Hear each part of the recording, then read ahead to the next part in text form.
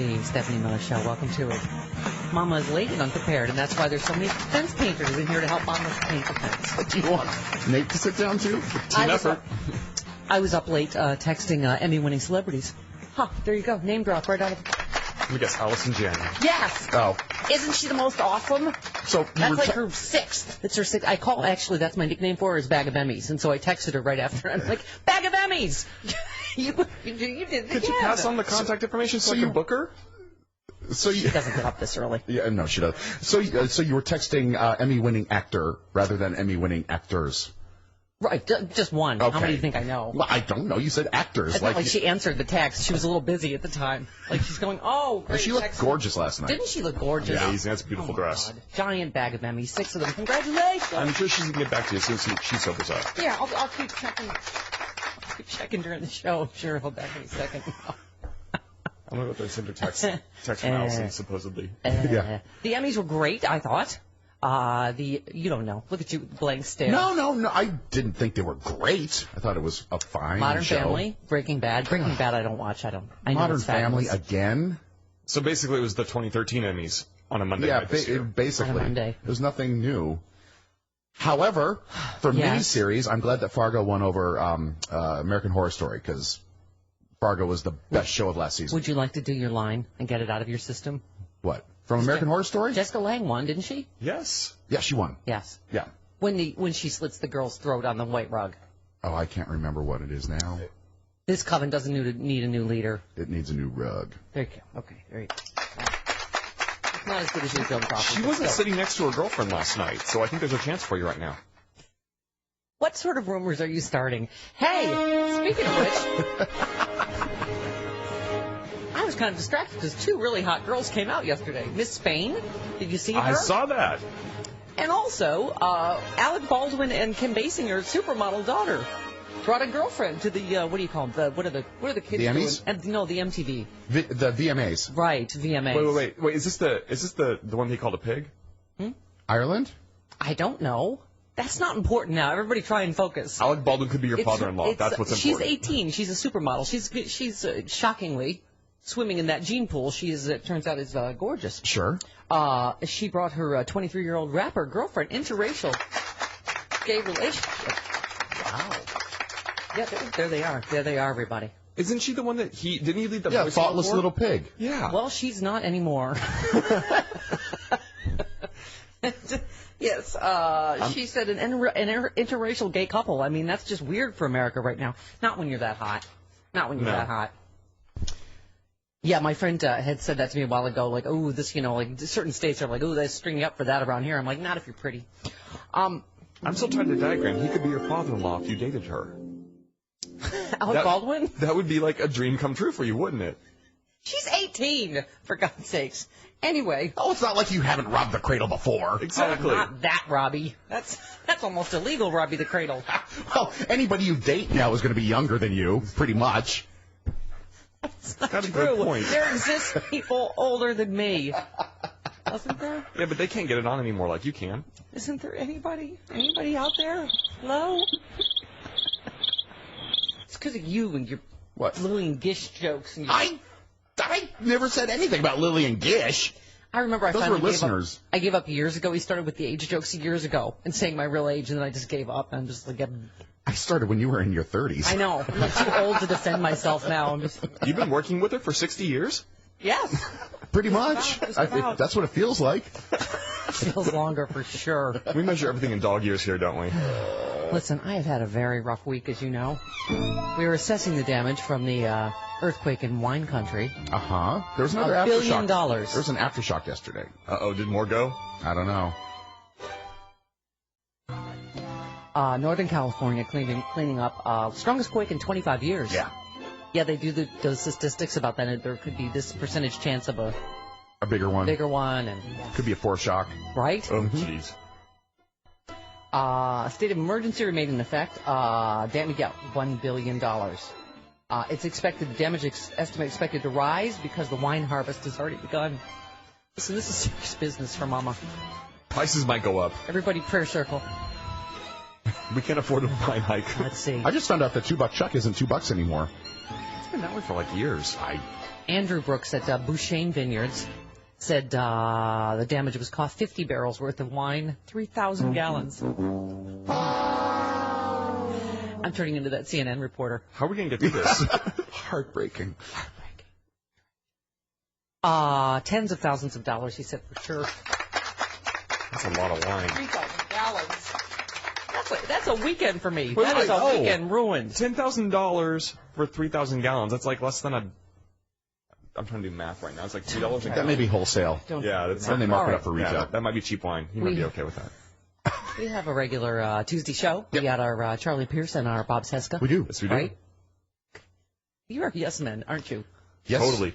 Okay. All right. Yes, Boy. Stephanie.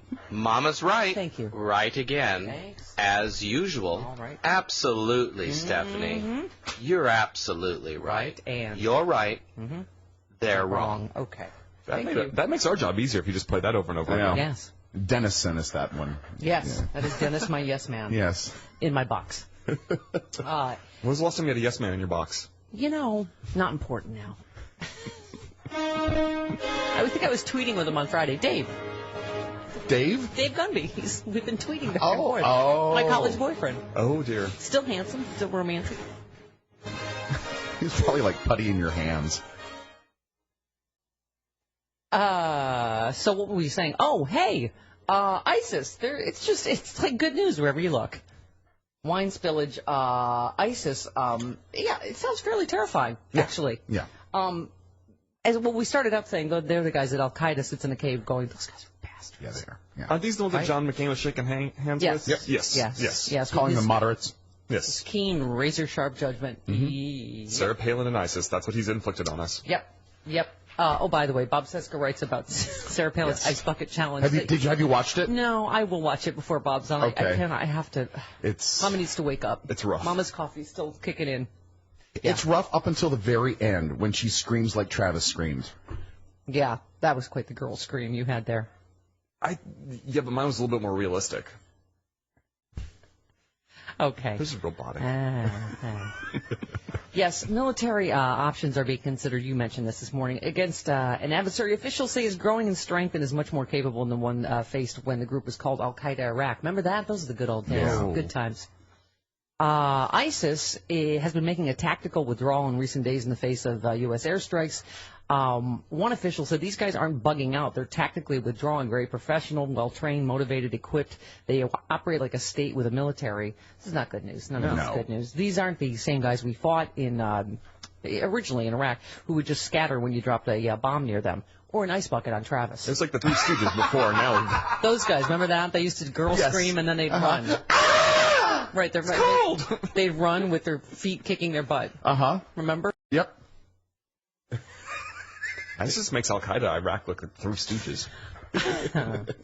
ISIS appears to have a sophisticated, well-thought-out plan for establishing its Islamic caliphate from northern Syria across the, into Iraq, yada yada. Many experts and officials have said support from hostage-taking, robbery, sympathetic donations to fund it. They use drones. They've got drones. They use drones to gather overhead intel on targets and have commandeered a lot of military vehicles and munitions. I wonder who sold them the it's drone. my wind chime. What was that? Is that you? I don't know. Oh, Somebody's in trouble. It was Nate. He's drunk, still from last night. Yeah, and he's not in bike clothes, so he is so... You're fired. He shaved. All right. All right, you can stay. Chuck Hagel said they're beyond just a terrorist group. They marry an ideology, sophistication, and strategic and tactical military prowess. They're tremendously well-funded. This is beyond anything we've seen. I'm starting to get a scared because I have to say, the Bush administration, they fear-mongered about everything. So that, remember, you lose your flinch reflex? You'd be like, oh, okay, all right. But I mean, I'm just saying when Chuck Hagel says it, Josh Earnest, he's very earnest, the White House press secretary. The president was not singling out ISIL. He was talking about the very different threat that is posed by a range of extremists around the globe. Many of them do not have designs on attacking the West or attacking the United States. Josh Earnest, one more time. Chairman Nimsey himself talked about over the weekend, and he indicated that according to intelligence assessments, there is no evidence of an active plot right now. That said, we are well aware of the threat that is posed by ISIL. Yeah, because that's the somebody I was reading was saying they haven't been this scared since 9/11, and you know I think we have such that. Well, I have bush fatigue for a number of reasons, but no, because they fear-mongered every day about the terrorists are going to strike here again to keep everybody afraid, to keep whether it was the Patriot Act or whatever we rushed through to keep us not afraid. Which is still in effect, by the way, hasn't been repealed. Yeah.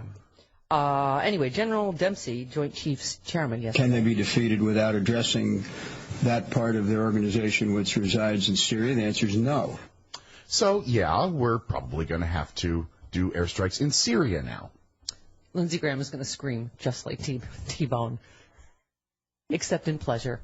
If there's any... If you isolate the scream from that video... Was that him on State of the Union this weekend? Yes. That was me getting ice water poured on me. And then he fell into Candy Crowley's lap. Fainted dead away.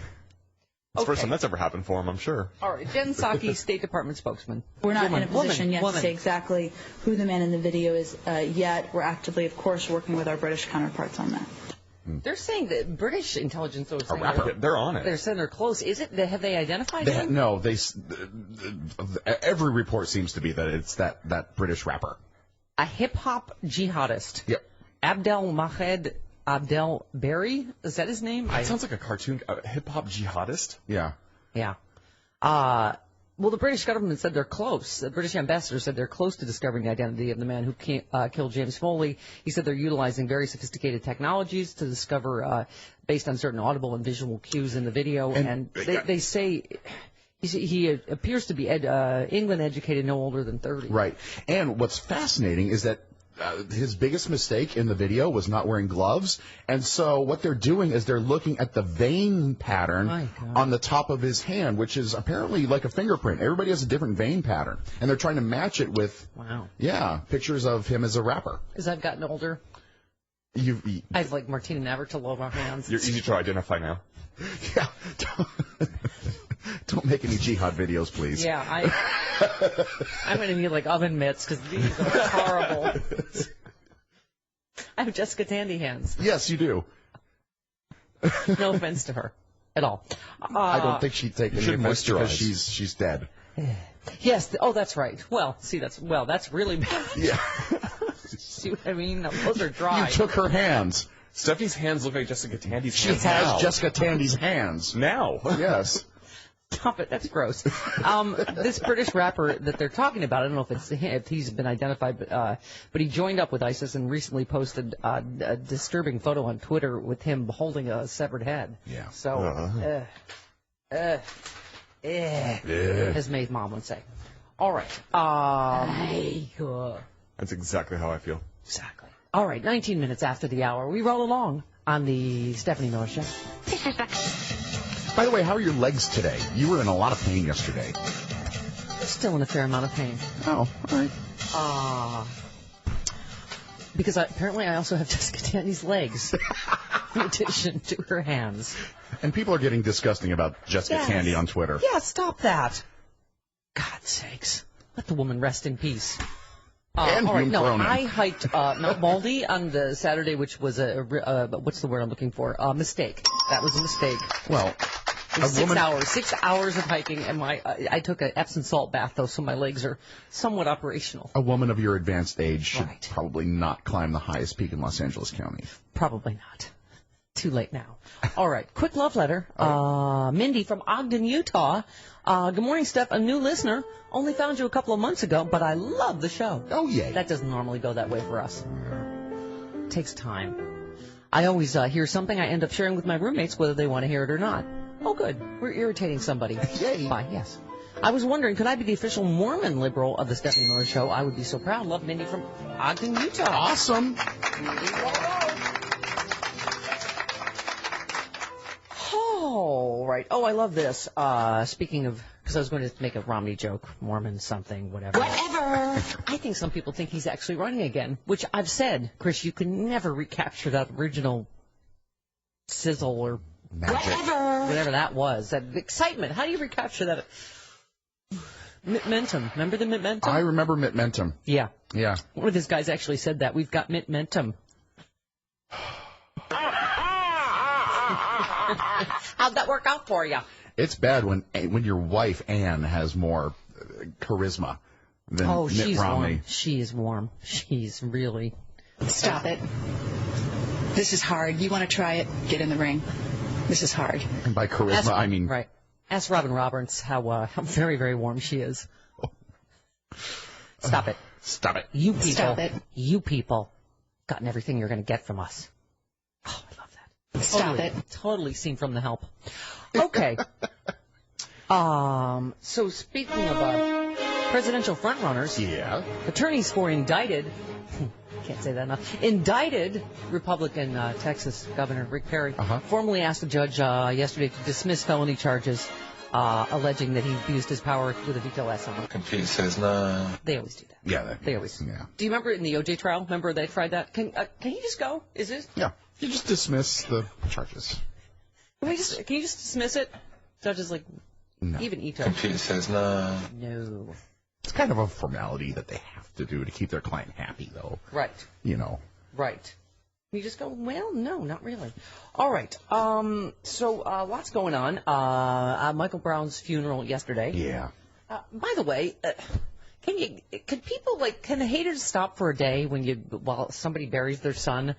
I was hearing yesterday, online, people are like the right way. By the way, sometimes my Twitter feed gets very trolly. Oh, of course Our Twitter it and does. Facebook, it's extra trolly. Yes. Yes. But just like, oh, look at him talking about it like he's Martin Luther King. It's like, nobody said this kid is Martin Luther King. There was somebody else that said, oh, he would have gone on to do, even worse criminal activity. Yeah. Oh, really? You know that. You know exactly what Michael Brown would have grown up to be. Yeah. And I don't think anyone was saying he's Martin Luther King. They're saying this was a kid that shouldn't have been shot. Yeah. I don't think. Yes, go on. Sorry. And the reporter on Special Report with Brett Baer yesterday, who was covering the funeral, said it was just an anger-filled funeral. Like, yeah, some people are angry that that an unarmed kid was shot. Right. By a cop. Right. And by the way, I love all the experts that know exactly what happened, because they were saying, oh, I heard another host talking about it. So, of course, what was it called? Orbital eye socket fracture, which turned out to be complete horse. Right. And Fox News reported it as truth. Right. But anyway, apparently I'm hearing someone going, oh, but he did have a injury of some sort. I don't even know. We don't know whether that's been confirmed either. We don't know. Oh no, he definitely had a. But the kid that was with him, and also the other two witnesses, also describe even that differently. Mm-hmm. Look, I don't know exactly what happened, but it sounds like the officer started the whole interaction by saying, "Get the." On the sidewalk, so he already started, and so who knows what happened? Whether the kid mouthed off back, but what my point is, what the witnesses are saying, it looked like the cop grabbed him or was pulling him toward the thing, and so even if there was contact, he might have been trying to get away from him. You don't know. I mean, that's the whole point. The point is, he knew he was unarmed. Yeah. We won't know until we're allowed to talk to the cop. Right. All right. 29 minutes after the hour. Right back on the Stephanie Miller Show. And I've had a full cup of Carnation Instant Bitch for breakfast. Yay. 1-800-STEP-12, the phone number. Toll free from anywhere. Charlie Pierce coming up next hour. Bob Cesca, hour number 3. All right. Sometimes I pre-screen things with you during the commercial break. That's what I'm here for. I spitballed with you. Bounce it off me. I was watching some of the coverage of, I was talking before the break about what really irritated me. It's just the haters on the day of Michael Brown's funeral. Just, whatever. But on the other side, I did just say, is it only me? I feel like I get a little irritated that I do feel like Al Sharpton injects himself in the middle of everything and makes it a little bit about him. Yeah. Is all I'm saying. And it's not that I don't admire a lot of his. I know him. I've met him. I admire a lot of the work he's done. I have said, I've been on record saying I don't think he should be judged by one incident. People bring up the Tawana Brawley thing, over and over and over. It's like, we've all done something. I think that, we may not be as proud of. But anyway, I think he's had a great history of activism and civil rights and all of that. But I do get how it becomes a little bit of a target for the right, that it just seems like he's in the middle of everything. And when he was saying Michael Brown wanted, and I thought, you didn't know Michael Brown. You never met him. Right. And so, it seems like makes it sort of rife for that kind of stuff from the right, that he's, that it's, about ginning up racial stuff. I think all of the points he makes are correct. I've obviously expressed a lot of the same points. But it gets lost. It's just, it becomes, right. Mm-hmm. Then the right goes crazy with it, and, And the message is lost. Yeah. Here he is yesterday. This is about justice. This is about fairness. And America is going to have to come to terms with there's something wrong. By the way, one of my favorite jokes of Kathleen Madigan's, that's her parents' favorite show because it's the only one her dad can hear. Yeah. Because he does not realize that there's a microphone on his lapel. Yeah. All right. Perhaps the blueberry pie fell over it. Oh. Anyway, I think like all of the stuff, a lot of the protests and all of that, I obviously agree with everything being stressed there. I just, again, it's not my thing. The parents obviously invited him and all that. It just seemed like a day to mourn their son. And obviously the larger issues are something that we do need to keep talking about. But, I mean, he was described as a gentle soul. He, with a deep and growing faith in Christianity, ambitions that one day the world would know his name. Unfortunately, they do now, and not for, not for the right reasons. Yeah, for good reasons. But Reverend Michael Brown's uncle. Michael Brown's blood is crying from the ground, crying for vengeance, crying for justice. Oh, okay. And Michael Brown's stepmom. His death is not in vain. And I just want to say to Mike that I love you, and I wish I could hold you and kiss you. Oh, yeah, his mom breaks my heart. By the way, I mentioned this yesterday. There are more and more wrinkles coming out, and it's just this reflexive. What is it now? They've raised over, $400,000 for this Officer Wilson. So what happens if, this investigation proves that this was an unlawful shooting? Then what? I mean, they just reflexively, I'm not sure how he can be the victim in this, in that, he didn't file an incident report. There's been no... there up until obviously all of this unrest, investigation or anything. Now there is, but I mean it's. Yeah. Anyway, Darren Wilson, blah blah blah, was he had worked at a department. I mentioned this yesterday, not all the details. That was disbanded by authorities over racial tensions, according to the Washington Post. Darren Wilson and other officers at the Jennings, Missouri Police Department lost their jobs 3 years ago. The newspaper described the old Jennings Police Department as, quote, a mainly white department mired in controversy and notorious for fraught relationships with residents, especially the African-American community. African-American majority, not an ideal place to learn how to police. He was a rookie at the time. The city council deemed tensions between officers and black residents so bad it was necessary to fire everyone and build a new, more credible department from scratch. Some officers from the disgraced department reapplied for their jobs. So Wilson got a job in Ferguson. I mean, and again, that's not a total indictment of him. You don't know specifically what he did or he didn't do, but it's not a good wrinkle. No, it's not. Anyway, in this whole story. All right, let's go to, is Bob ready? Yes. Yes, Bob in Philly, you're on the Stephanie Miller Show. Hey, Bob. Hi, I just wanted you to know that yesterday on his show, Joe Scarborough said that Al Sharpton had not been injecting himself, and he had actually specifically been invited down to give the funeral oration by the parents of Michael No, I Brown. said that. I said that. I mean, I said I know that the parents invited him. I'm not saying... I'm just saying that what happens, I just hear it on the right. The minute he shows up, then the right makes this all about Al Sharpton, rather than about this poor kid, in my opinion. Well, he's never... I have progressive views, but he still has to answer for Tamar Bully, and he also has to answer for the Crown Heights riot, in which 8 people died in the fire that the rioters caused. But that's neither here nor there. The point is, I just wanted to be fair to him. I don't think he was injecting himself, and the right's going to attack him no matter what happens. And the right's going to attack anybody on the left no matter what happens. So that's just part of the game.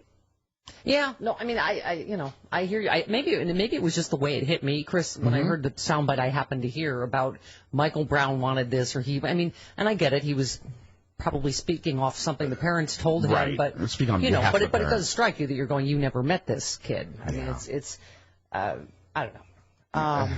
Okay. And can the parents be exactly sure what what an 18-year-old kid wants. An 18-year-old kid, by the time he's 18, has pretty much formed his own.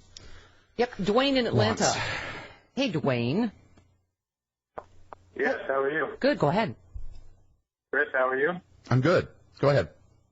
I had to call right now. This thing about, because I am a card-carrying member of the National Action Network, Al Sharpton's organization. So this whole thing about, people getting irritated with Al Sharpton and so-called injecting himself into situations.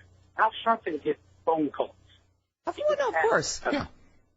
Of course. So the thing is, if white America gets tired of seeing Al Sharpton, why don't white America start acting a little bit civilized towards black people? Al Sharpton, I mean, who am I supposed to call? I think it's because of what our last caller referred to. Okay, because of what the last caller referred to, and again, I just said I don't think you should be judged on one incident but because of what is in Al Sharpton's past. What I'm saying is, when he is the face of every single one of these things that happens, I just think it presents an opportunity for the right to call him a race baiter or whatever. When I think he's. Is that what the right is now? Isn't that their job? That's what they do. You're right. You have a point. They expect liberal people to go, you know what? Another black man has been shot in the street by some cop. Let me ask you this. Google black cop shooting unarmed white teen. It won't come up. It does not happen. Uh-oh. We're going to get a what about us calling in a second. We're going to get a what about that one time when the thing. And again, a lot of these, like the what about, when this happened thing, like this, who was the guy yesterday that brought up the. A grandmother who shot up. Right. Yeah. And generally everything they bring up, it's like, right. And that person was caught and convicted. They don't get what people are protesting in the Trayvon Martin thing, or in this case, is that the white person that shot the black person gets off. Right. Wasn't even arrested, wasn't charged. That's, in some cases, you feel like there wasn't even an investigation. Yeah. Mike in Tennessee, you're on the Stephanie Miller Show. Hi, Mike.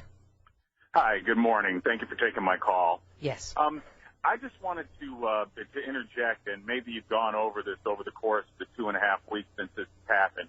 But speaking as an African-American male who has been racially profiled, I mean, I'm self-educated, I'm a college graduate, and several years ago, me and a couple of friends of mine, I actually got pulled over by a state trooper, and God is my witness, the first words as he pulled me over were, "Where do you keep your drugs?"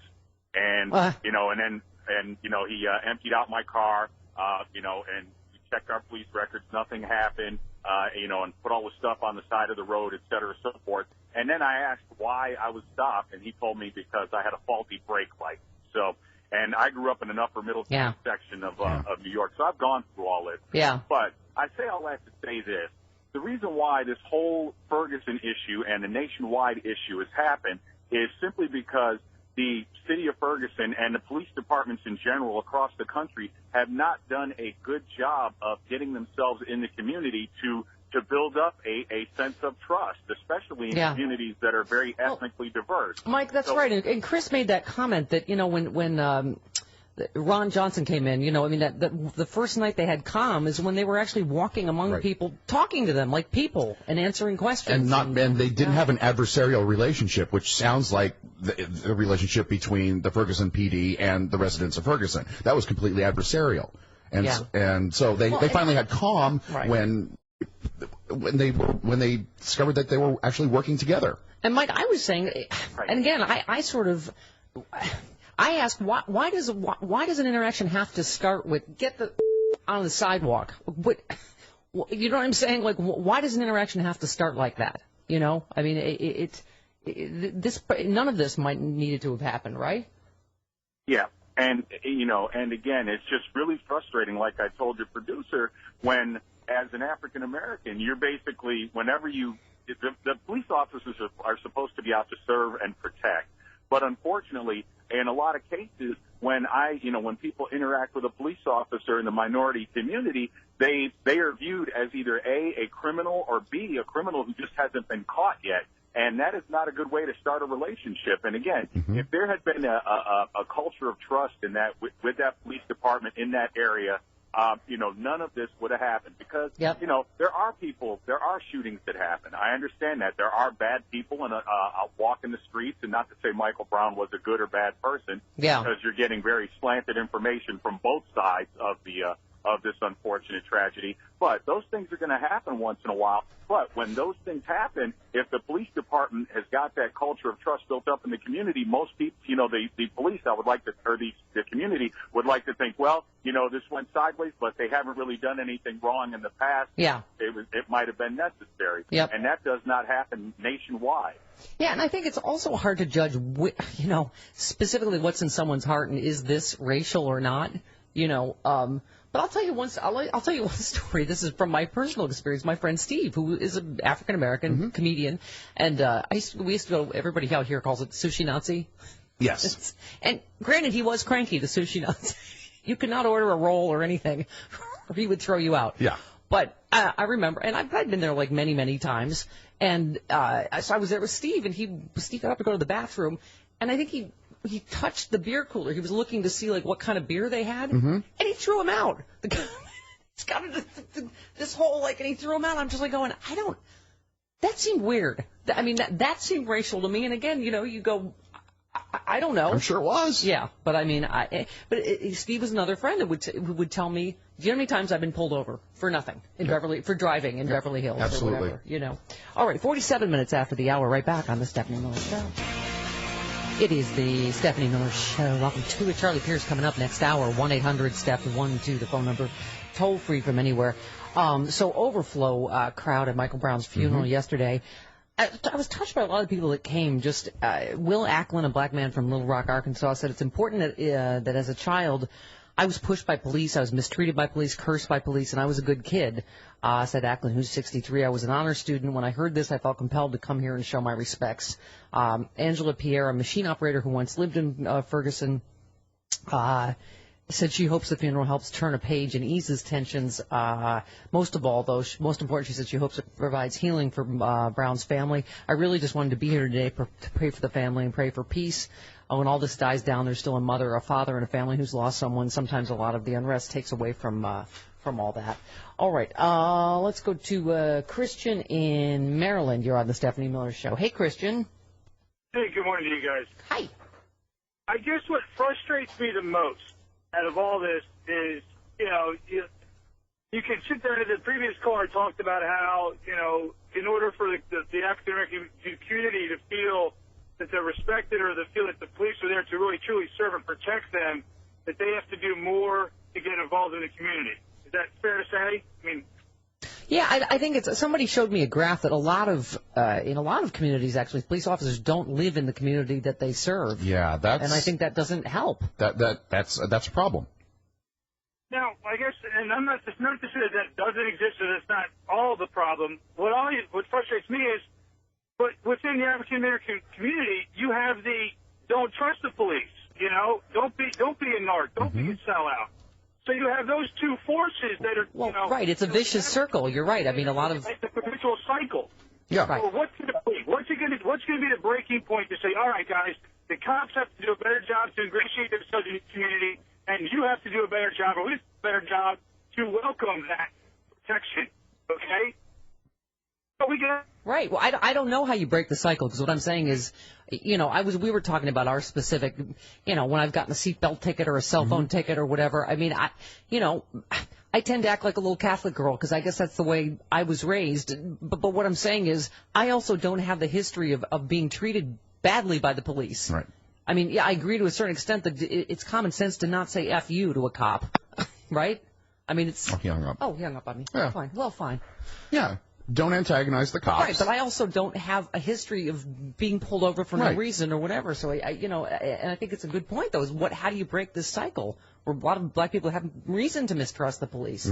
Matthew in Texas, you're on the Stephanie Miller Show. Hey, Matt. Hello, Matthew. How you doing? Good. Go ahead. Well, I was just talking. I don't like Al Sharpton, but he does serve a purpose. I mean. He brings light and does bring focus. He brings attention. Yeah, absolutely. I mean, and he helps steward the process and brings attention and he actually, does something. I mean, if he wasn't there, then the right would say, hey, why is he not there? And if he goes there, then they're like, well, why is he there? I don't think the right would ever say, why isn't he there? Well, they say that for Chicago, and he's been to Chicago, even though they'll say, why is he not in Chicago or Detroit or Los Angeles or anywhere? Right.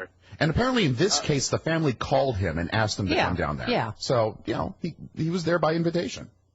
But I think but I also think part of the problem, and again, I'm not blaming Al Sharpton. I said that off the top that I know he was invited, but I think what happens too is that then this all becomes interchangeable. Trayvon Martin, this kid, to the right is what I'm saying, And what I'm interested in is what we just talked about. How do we actually break this cycle?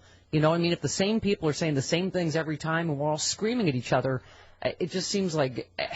And I agree that that's part of what the screaming is about. Is George Zimmerman, there wasn't even an investigation or arrest. Same with this. So, I mean, I think it needs attention. I just wonder how we're going to ever break this cycle. Well, I think it's going to be broken by new generations like me.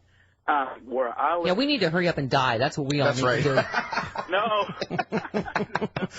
No, I mean, where I live I live next to Jasper, where they drug Jamesburg. I live next to Vider, where they had the whole, it was a sundown town. And then I'm in the district of Randy Weber. So, and then Stockton, that's right up to the north of us. Right. Me personally, I've got attacked because I was talking to a white woman. And, being pulled over and car searched in Mississippi while I was visiting, trying to go visit my dad in Mississippi. So, and I would consider myself a Republican, but I'm voting for Wendy Davis. Yay. Why would you consider yourself a Republican? I'm the only one Republican in my family. I'm a physical Republican and a liberal on social issues. So, I call myself a cafeteria Republican. Certain things, You're kind of a libertarian. Well, kind of, but I would say a cafeteria Republican. Okay. I don't really fit into. Listen, I hope you don't get in trouble for talking to another white woman right now. If you get pulled over, just say it's Wendy Williams' show. Oh. Okay. All right. All right. Vote for Wendy Davis. Good job. Nicely done, sir. Okay. That's what we want. All right. Want as many Republicans as possible to vote for Wendy Davis in Texas. He's not a Republican. 2 minutes. Give me 2 minutes with him. He'll be putty in my hands. He'll be my Kevin in D.C. in 2 minutes. Oh, Lord. We weren't hitting a hard break. Okay. Like you need another Mandingo warrior. 58 minutes after the hour, right back on the Stephanie Miller Show. Why? Because it's Charlie Pierce Hour. It is. From Esquire.com, coming up at the bottom of the hour. 1-800-STEPH-12, the phone number, toll free from anywhere. We were talking about the Michael Brown funeral yesterday. Kind of heartbreaking. I don't know if you saw the photo of him clutching his high school diploma while wearing his cap and gown. He'd been scheduled to start training at a technical school 2 days after his death. He wanted to become a heating and air conditioning technician. So, I don't know. I don't know whether we just became bigger holes after social media, or we always were, but just people saying stuff like, oh, he would have just gone on to be a bigger thug, and you don't know what he would have gone on to be. Michael Brown's father asked protesters to take a break and observe a day of silence so the family could grieve. He said, tomorrow all I want is peace, that's all I ask, and apparently it was his request. That was on Sunday. Yeah, his request. Right. It was honored. So, anyway, by the way, someone smeared poop on cop cars in Greenwich Village. People, everybody. We are descending into a place where we are flinging our own poo at each other now. Doesn't that happen every day in New York? I don't. What story doesn't involve defecation in New York? I'll never forget the first time I saw a guy take a poo on the sidewalk in front of me in New York. Oh. At least he didn't poo on the ceiling. Good times. Let's not talk about that.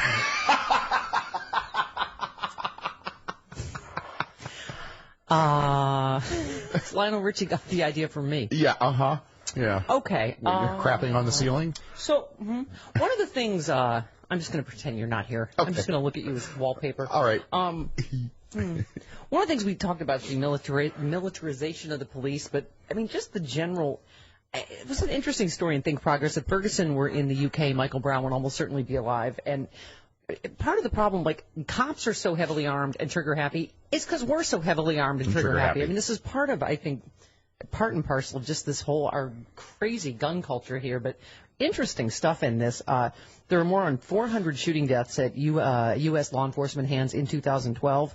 In the UK, that number was 0.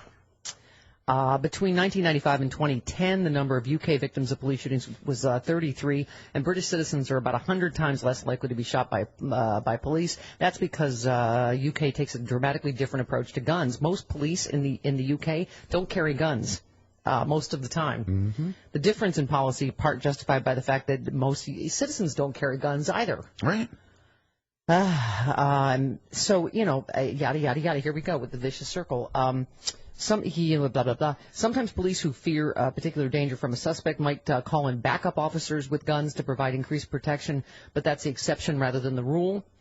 And they were talking about this latest guy that was shot that had apparently had a knife, but was shot, I think, within 15 seconds. Shot dead. Yeah. Multiple, within seconds of them getting there, I think. Horrifying. Another tool the British cops are very likely to use as an alternative is a taser. But they were saying that specific situation, a UK policeman was saying their first thing would be negotiation or attempt to disarm the person. That's what, this incident was shocking to people because I think somebody said that was the actual length of time was 15 seconds. Mm-hmm. They got there, got out of the car, just shot him dead. Yeah. Japan provides a different sort of contrast because officers do carry guns, but almost no one else does. Police are also given more training than the U.S. and place a heavy focus on martial arts. Because police are expected to use firearms only in the rarest of circumstances. Japanese cops have killed just one person in the past 6 years.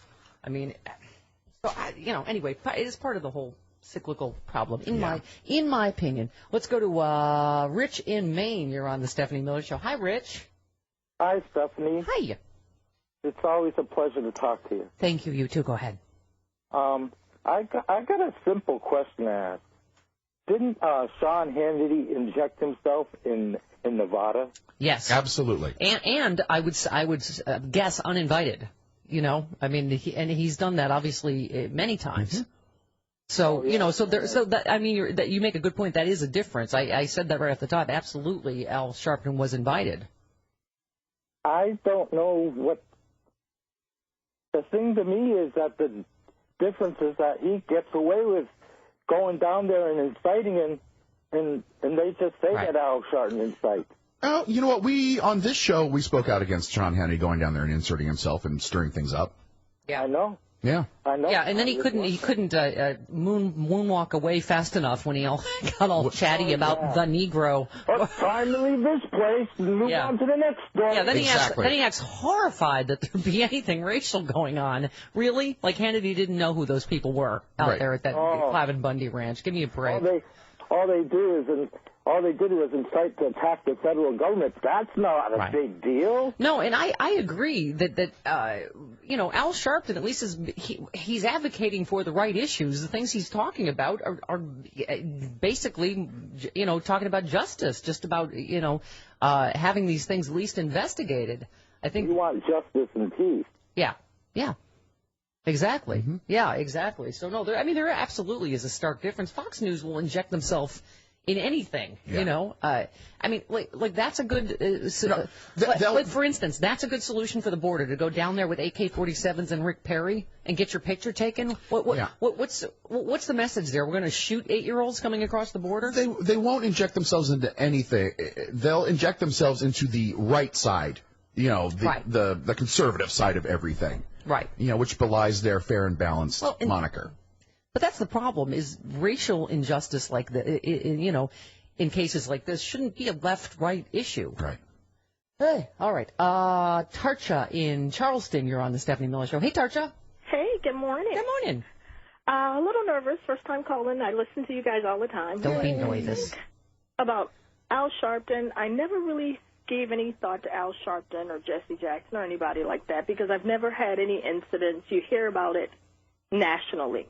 And you're like, well, somebody's there. But I think the problem is the right does not recognize that he's a link from the past, and he's bringing the past up until the present, and it shouldn't be. We should not be still fighting some of the same things.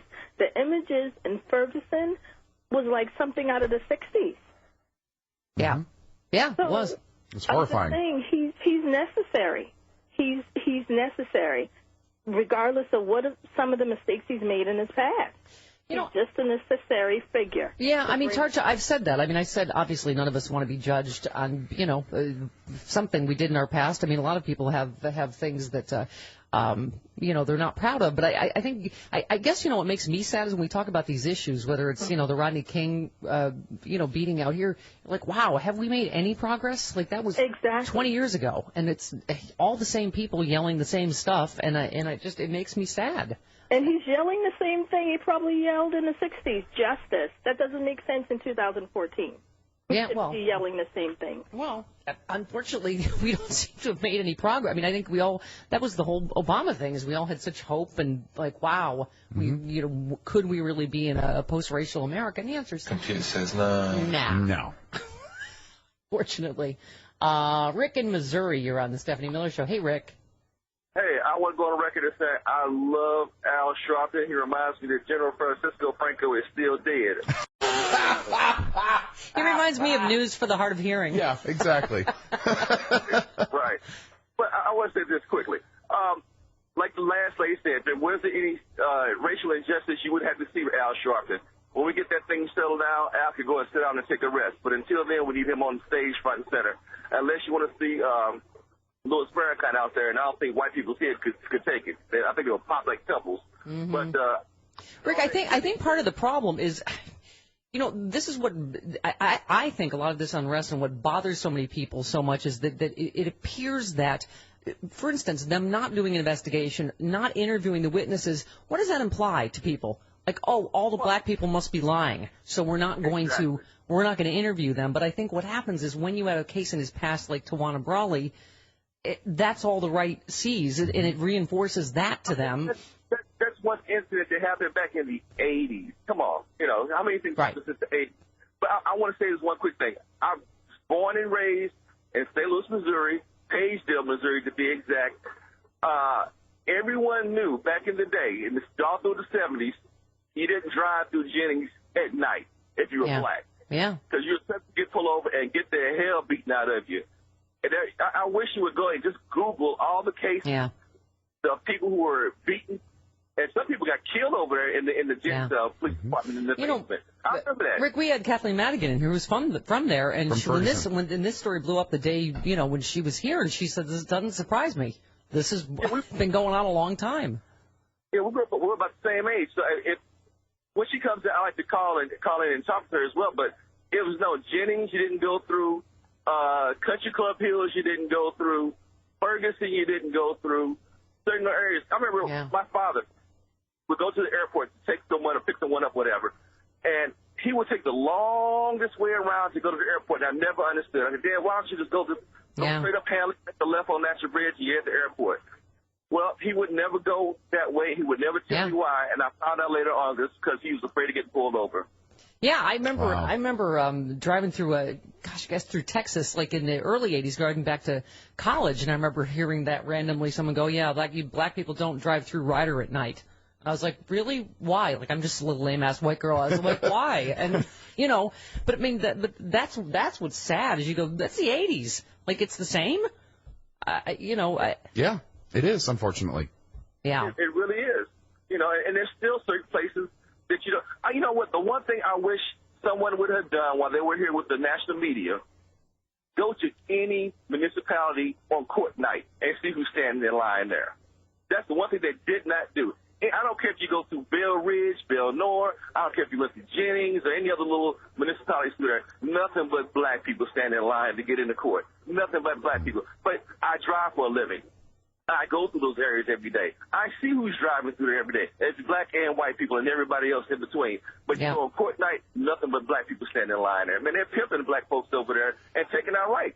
Yeah, absolutely. Rick, the happiest thing in this conversation is that you're my age, which means you must have dated Jessica Tandy as well? I think she's sexy. All right. I love you, Rick. old people, more old people in the audience. All right, yes. 18 minutes after the hour. Right back on the Stephanie Miller Show. It is the Stephanie Miller Show. Welcome to it, 23 minutes after the hour. 1-800-STEP-12, the phone number. Toll free from anywhere. Let's go to Danette in Georgia. You're on the Stephanie Miller Show. Hey, Danette. Hey, Stephanie. Hello. I usually agree with everything you say, and this morning I turn on the radio and I hear you. I know, it's horrible. I hear you saying how the right feels like Al Sharpton injects himself into things, and then they try to hold him accountable for his past. Right, and then you can set a timer for when they're going to mention Tawana Brawley, right? Right, and I get the reason you brought it up, but I also feel like we don't need to bring it up because the right does it already, and we really wouldn't need Al Sharpton. He would be out of a job if white people would stop shooting black people.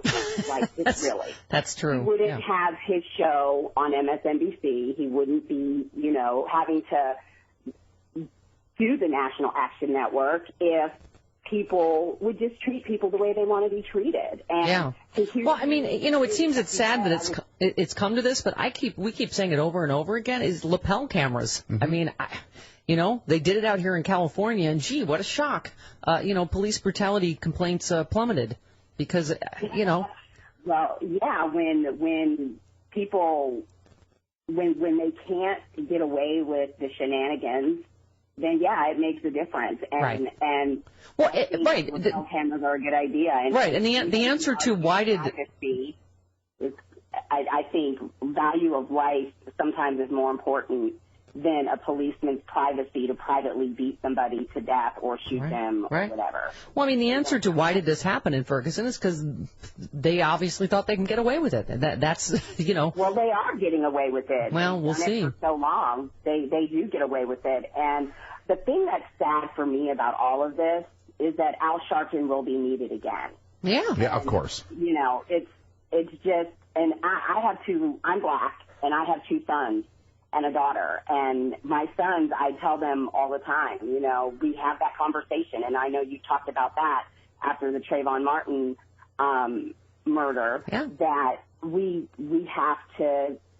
teach our kids, you can't go here, you can't go there, be careful. There are certain parts of where I live that I wouldn't drive in by myself, and I don't travel across the country by myself. I would never, drive from Georgia to Texas without my husband. Not going to happen, because I would probably end up a victim on the side of a road somewhere. Not going to happen.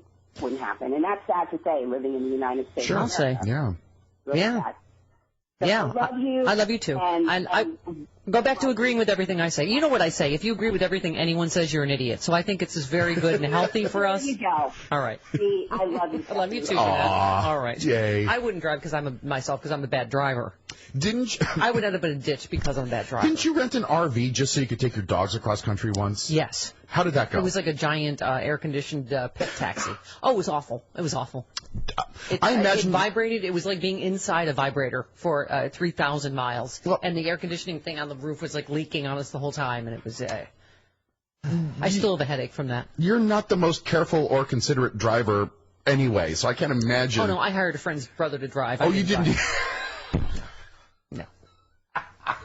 You remember I drove the school bus when I was the camp counselor in college. And you didn't have a license for that. And the day all the kids won goldfishes, that was all very tragic. I think we lost a few goldfish and that, because I tended to hit curbs because I didn't really train to drive that. They were just like, you're good to go. So you didn't have a driver's license, a bus? Oh no, I did. A bus driver's. You had a bus driver's license? Yes, but they kind of gave rushed it to you. Yeah, they rushed the training a little bit. They're like, you're fine. Oh my God. Asher in Santa Cruz, you're on the Stephanie Miller Show. It's like the military toys for cops. You'll figure out how to use the tank and whatever. Oh God. Isn't it cool? Here. Hey, Asher. Hello. Have you heard of Dr. Frances Cress Welsing? I don't think so. No.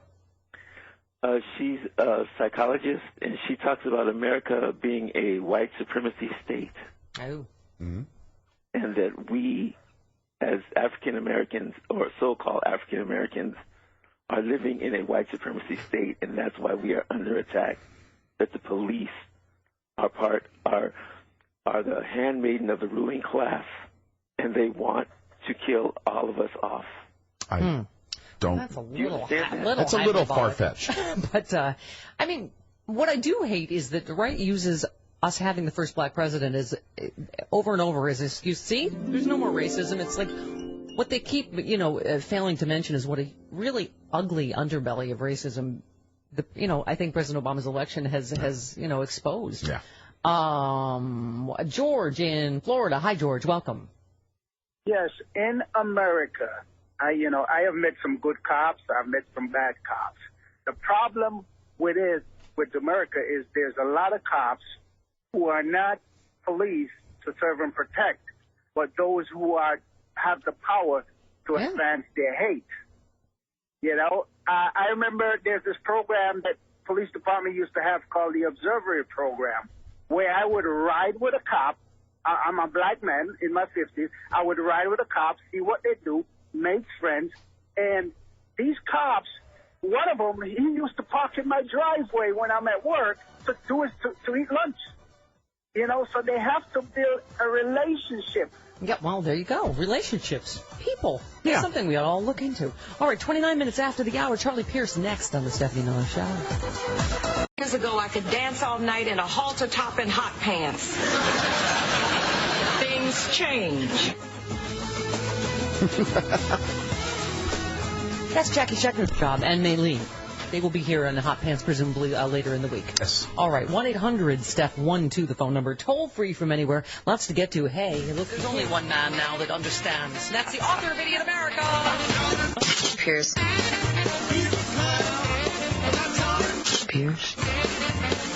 Charlie Pierce, political columnist for Esquire.com. Why is everybody always laughing with me? Oops, he's not there yet. Sorry, I went to a dial tone. All right. Oh, dear. Travis, could you get Mr. Pierce back on, please? All right. Lots to get to with Charlie. 1-800-STEPH-12, the phone number. Let's take a couple real quick. Rocco in Illinois, you're on the Stephanie Miller Show. Hello, Rocco. Hey, there is an answer to this problem between the police and the citizenry. There is. But it's going to take the people in power to change their mind, because it's called community outreach. The cops have to reach out. They could throw a barbecue. They could have a carny where the cops help people on rides. They could do all kinds of things to reach out to the community, and there's an objective, too, in all of this. And I know that Neighborhood Watch has taken a hit since the Trayvon Martin thing, but I was in Neighborhood Watch, and I'll tell you what. There weren't supposed to be any guns, that's for sure. Well, yeah, that's the main point is he wasn't doing it right. Right. George Zimmerman. All right, let's try this again. Good morning, Charlie Pierce. No theme music. Oh, we already did it, and then I went to you, and there was a dial tone where you used to be, and so. Hello. Good morning, sir. Well, I'm sorry. I'm going to have to warm up a little bit here. All right, let's go. What do you want to talk about? Good morning, sir. Good morning to you. He feels naked without his jingle. Well, no jingle. We're kicking it old school, Charlie. I just figured next week you're on vacation. You're already short-timing it. That's right. Yeah. That's right. I've already left the building. So you. Oh, by the way, guess who I saw play football this weekend? Who? Michael Sam. Awesome. How'd he do? He sacked Johnny Manziel twice. Oh. Yeah, kind of famously. Wow. Yeah, it actually became a vine within about 3 minutes. Yeah. Because I thought that when narratives collide. Right. Charlie, because I don't know if people know of your sports writing, you're a royalty. But I thought I saw a headline somewhere Michael Sam might not make a team. Yeah, he's right on the edge of making the team or not, because they've got a lot of defensive linemen. But he's very cool with it. He said repeatedly after the game that he was not just he was glad he had a good game, not just because it would help him make the Rams, because he's also auditioning for 31 other teams. That's true. Yeah. Which means he probably will get picked up somewhere. If he does get cut, but he hasn't been cut yet. So. Yeah. Oh, good. I hope so. He's got a good head on his shoulders. He really is. I had never dealt with him before. He's a very, very smart kid. Yeah. And I think he's very aware of he's aware of the position he's in without letting it dominate him. Yeah, well, The guy just wants to be normal. He wants to be a football player. Yep, I know. Well, I'm wishing him all the best. Charlie. Yeah, so anyway, that was what I did this weekend. Well, good for you. You also had time to churn out, may I just say, some of your usual brilliant stuff. Tell me about Scott Walker. You said last Friday, rather late in the day, there came a massive document dump in connection with the investigation into the recent corrupt campaign conducted on behalf of Scott Walker. I was reading John Avalon today in the Daily Beast, where he really thinks he's vulnerable to Mary Burke. Mary Burke is running him a very close race, and Mary Burke is not a really good candidate. I mean, she's okay, right? But I mean, if he's not scared by now, he ought to be. Yeah. This was a weird thing last week, because there's this ongoing litigation against him, and basically because under Wisconsin law, you can't coordinate your campaign with outside groups. Right. This is one of the few vestiges of the progressive era of Wisconsin that Scott Walker hasn't blown up. Right. But in any event, some of the emails they released by accident. They weren't supposed to. Oh, wow. And so there was more crunchy Scott Walker goodness than they thought there was going to be. But there's one thing where he's got a woman who's a consultant for his campaign, telling the Gogabeck-Mackinac mining people, the company that wants to dig this huge open pit mine in northern Wisconsin, that it would be really cool and the governor would be really happy if they donated $700,000 to the Wisconsin Club of Growth, so they could run issue ads in regarding to the recall a couple of years ago. That's really bad. I mean, first of all, if I'm that woman, I've got a lawyer right now because he's going to throw her under the bus very quickly. Yeah. I think Avalon's right. I think there's real trouble. I think there's real trouble for Rick Perry, and nobody else does. So. Yeah, we had Dino Badala on yesterday, who is a lawyer who wrote a piece about that. Somebody, I forget, on HuffPost wrote the same. Eric Bollard said the same thing, Charlie. I know, I suppose we're in the minority, but I do too, from the way I read it. If he offered that woman a job, which is one of the allegations, that's a whole different ballgame. Right. And this other stuff, you'll abuse your power by using the line item veto to get rid of somebody. Okay, I can see where, a defense attorney could throw a lot of smoke on that one. Right, and I did actually offer this woman a job. That's a big deal. And by the way, I think a third DUI has arisen. There was three officials, of course, all Republicans that were convicted of DUIs, and of course didn't ask any of them to leave. God, that job just drives people to drink, doesn't it? Yes, apparently. Drives people to drink. You see what I did there? Yeah, I see. Hi, because you're Charlie Pierce. Funny, but not funny, but fast.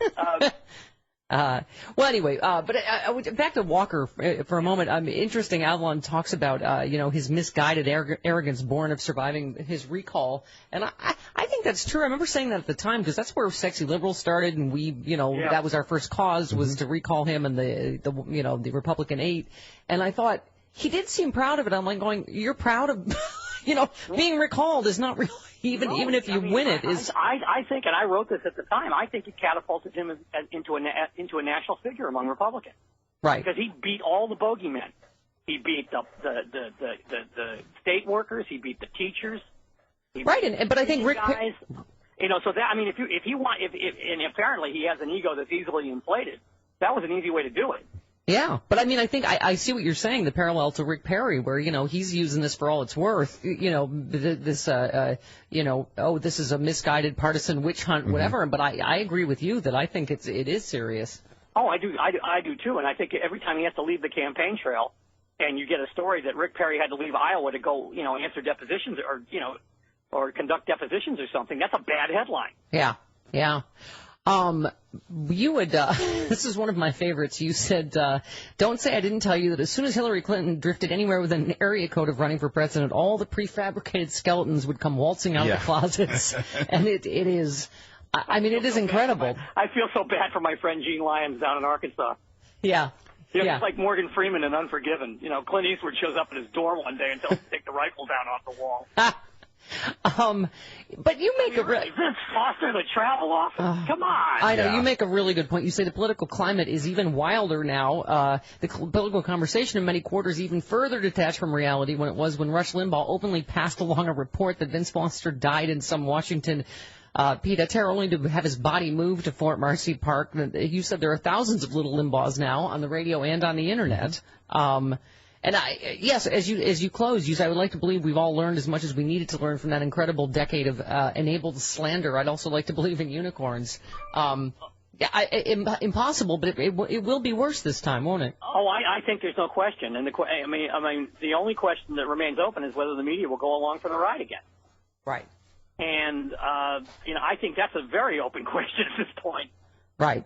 I mean, by the way, for all the kids and kiddies tuning in, the Vince Foster thing, as you say, the poor man killed himself in Fort Marcy Park, and in his suicide note specifically denounced the Wall Street Journal under crazoid Bob Bartley and the Washington Press Corps generally for their tendency to destroy people for sport. His corpse was then used by horrible people like Rush Limbaugh to flog conspiracy theories as a way of throwing sand in the gears of a Democratic administration. And you're right; they're going to be digging all of that up again, so to speak. Oh, I don't think. I mean, perhaps not as flagrantly, but I'm sure that Sub Rosa is. It's bad. I mean, it's going to be bad. I'm sure they're ready for it. I mean, but I'm already a little bit alarmed at the caution she's showing. I mean, at this point, have nothing to say about the Michael Brown situation.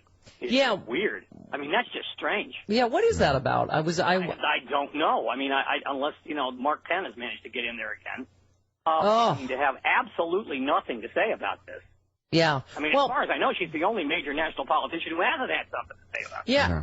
It is interesting. I mean, I think part of the problem is, I think what everybody's calling for is I think what people are reacting to is that there was no investigation. There was no incident report. Witnesses weren't interviewed. I mean, I think what I think people are afraid of is we don't know what the investigation is going to show, right? I mean, I don't. No, I mean, I think that the local police have been more engaged in spin control than they have been in getting the truth of the matter, and I think people realize that. Right. Right. I mean, the release of that convenience store video, which may or may not be Michael Brown, we're still not sure about that. Right.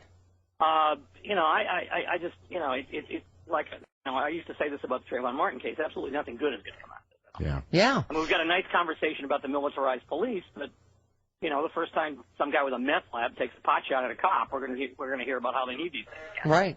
Well, and you were the first one that I thought made the really great point about the Billie Holiday song "Strange Fruit." That people have to understand our history to know why that is particularly offensive to the black community to leave a body laying in the street for 4 hours. Right. I don't care whether they covered it up, by the way. The most recent thing is that they covered it up after 20 minutes or something. I don't care. Oh, somebody on Twitter said to me, they covered it up. It's like, right, a body stayed there for 4 hours. I mean, you don't need to have the body in the street for that long to conduct an investigation in what is a fairly simple death by gunshot. Right. I mean, you just don't. I mean, the cause of death is plainly obvious. You interview the witnesses, you take the forensics you need to take, and then you out of common decency, you move the body. Right. Right. But anyway, you wrote one thing that I've never disagreed with you in this. I do. You said it's too early in the day for this much whiskey, and I disagree, Charlie. It is never too early. Never. In the day. Yeah. Oh yeah. Yeah. She's already put a dent in her wine stash this morning. Oh man. Charlie, as we get close to the midterms, this could get ugly. Yes. Right. And we're having a wine shortage because of the Napa earthquake. I saw that. I saw the woman from CNN who was almost in tears over that. Right. Heartbroken was Tragic. the word she used. She said tragedy, heartbreaking. On the other hand, they're throwing parades in upstate New York right now. Yeah. I felt her pain. But the only good news is I mentioned, I believe Meet the Press got preempted because of the Napa coverage. So tell me, what did the gobshite say this Sunday? I missed it. Chris Jansen went to Guatemala with Senator Aquabuda and ran what is essentially an infomercial for him. Yeah, I saw that. We're going to have some audio cuts of that coming up later on. Yeah, and Mike Rogers, who is leaving Congress but is on TV more than John McCain right now. Oh, yeah. It's all boogity, boogity, boogity. ISIS is coming to kill us in our bed. Right. Boogity, we're back boogity. on that train again, but I mean, it's August, so they were a little bit. Peggy Noonan had a wonderful moment with George Stephanopoulos, though. I didn't know if you heard about this. No. What happened? Oh yeah, she was going on about the unjustly accused Rick Perry and how this was a partisan Democratic thing, and George kind of meeped up. Peggy, the prosecutor's a Republican, I think. First of all, don't think, George. No, he is. Yeah. Okay, and then she responded, "Be that as it may, it's just a weird prosecution." What do you mean, be that as it may? Yeah, exactly. Chris was, by the way, Chris was bringing in her Chardonnay cartoon canaries. There they are. There they are. Absolutely. Are they screaming, Clarice? Charlie, great stuff. Won't see you next week, but the week after. Weeks. Have All right. Time off. All right. Thanks. Love you, honey. There you go. That's right. And by the way, we will have amazing best of next week when we are on vacation. We will. All right. 47 minutes after the hour. Right back on the Stephanie Miller Show. Hey, Scott, Fred is so handsome. Sorry. Distracted by Fred. And his rubber gorilla lips. Yeah, he does. He's so handsome. All right, 52 minutes after the hour. You just say it before I can. Yeah. You just get to it. Headed off at the pass. Right, okay. 1-800-STEP-12, the phone number. Toll free from anywhere. Bob Seska of the Daily Banter coming up at the bottom of the hour. All right. You know what? I think Robin Williams is in heaven working overtime, creating new comedy magic. All right. Because when you told me this, I was like, no way. And then you said, it's true. Way. And I said, no way. And you said, oh, way. Because I can't. There's so many Republican governors indicted in whatever so little time. Right. But let's pause from Rick Perry for a moment. And Scott Walker had the trouble we just discussed with Charlie Pierce to go over to former transvaginal Bob. Bob McDonnell of Virginia. Right. Which already this was entertaining because, wow, bitch's crazy defense on full. Like, my wife is a crazy bitch. That's his whole defense. Disgraced former Governor Bob McDonnell is now living with a Catholic priest busted for public gay sex. Oh. His name is Father Ball. No. No. Am not kidding. Yes, the contributor tweeted, anti-gay rights governor now living with a priest busted for having gay sex in a parking lot. Last week, former Virginia Governor Bob McDonnell revealed during his corruption trial that he has left his wife and is now living with a Catholic priest named Wayne Ball. Father Ball, as it turns out, did. Just kidding. He was once busted for having gay sex in the parking lot of a park. McDonnell has testified that his marriage was a sham. And therefore, he could not have colluded with his wife in taking all those bribes. Because he said, we barely even talked to each other. How can we even plan something like that?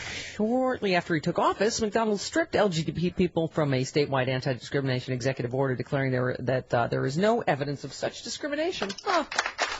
I wonder what Father Ball, his roommate, thinks about that. All right. And then we touched on this with Charlie. Back over to Rick Perry. The headline, new information might help send Rick Perry straight to prison. That's right. Charlie Pierce now joins, I believe, Eric Boehlert, Dean Obadala, and a couple others in thinking this is a lot more serious. The mainstream media seems to have dismissed this whole Rick Perry thing. Seems during Rick Perry's time as governor, there have been two other DAs who were convicted of DUIs. Perry did not push for them to resign. One of the incidents, those DAs, it was his second DUI conviction. In case you're wondering, both of those men were Republicans. Neither were investigating Perry's office for corruption. So we have four different individuals who were convicted of driving drunk while Rick Perry was governor. Three of those individuals were Republicans. One was a Democrat. Two of the three Republicans were DAs who weren't asked to resign by Rick Perry, while the third was actually allowed to take a prominent legal position within a state agency. But when it came to the fourth, the Democrat investigating Rick Perry for corruption, he used threats and blackmail to try to force her to resign her position so that he could personally choose her replacement. Curious that. And it gets curious. Okay, John in Minneapolis. Hey, John, welcome.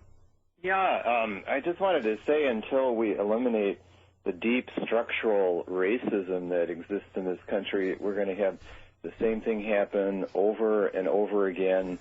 I think in this city, the achievement gap between white students and black students is the highest in the country. Well, and look at how many times just in the last couple of months it's been caught on tape, and it keeps happening. Yeah. Right? I mean, unfortunately, what was it, Eric Gardner thing didn't prevent the next thing to prevent Michael Brown. I mean... Yeah, and I just wanted to make two other points. Selling illegal cigarettes might be a crime, but it's not a crime that somebody deserves to die for. And, you know, I don't know if lapel pins will work because I think they can be edited.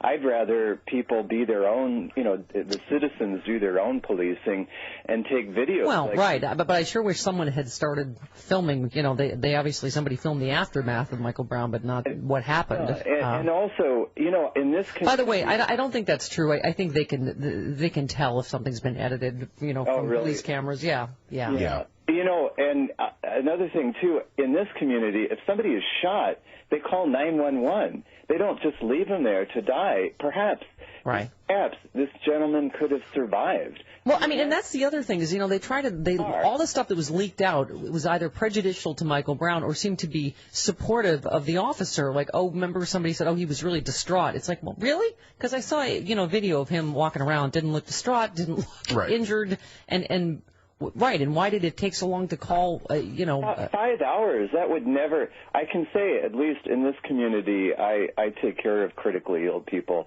That just would not have happened, and that alone, if it did happen, there would be an investigation like you would not believe. I don't hear anything about this, why they waited 5 hours. Yep, exactly. All right, 58 minutes after the hour, Bob Cesca, much more as we continue on the Stephanie Miller Show. You can say... So mysterious what's going on in my life these days. You're just putting on lipstick in front of the camera. It is the Bob Cesca's coming up. Oh, is that what it is? He's your gentleman caller. Hair twirl. Okay. Okay, and for him, only for him, I watched that entire Sarah Palin Ice Bucket Challenge. She's just odd. She's really weird. It does seem like it goes on for 9 hours. Yeah. It's just... But you know what? Her scream when she finally gets the water dumped on her. Right. It's kind of funny. Sounds exactly like Travis's man scream in his... but it's a funny in that you're laughing at her, not with her kind of thing. Right. All right. We'll talk to Bob about that in a minute. 1-800-STEP-12, the phone number, toll free from anywhere. All right. Could you take your organ out for me? I have to read the actual details of...